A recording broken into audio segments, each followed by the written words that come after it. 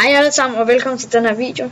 Nu vil vi vise, hvordan man forlænger og forkorter, lavet af Jonas og Frederik. Okay, vi starter med at gange forlænge 2 med 3, og det giver 6. Og så ganger vi 4 med 3,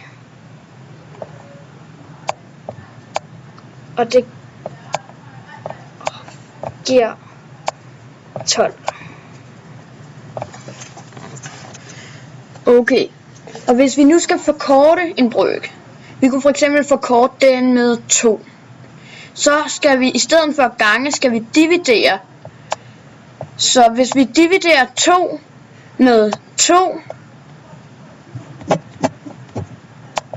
så bliver det 1.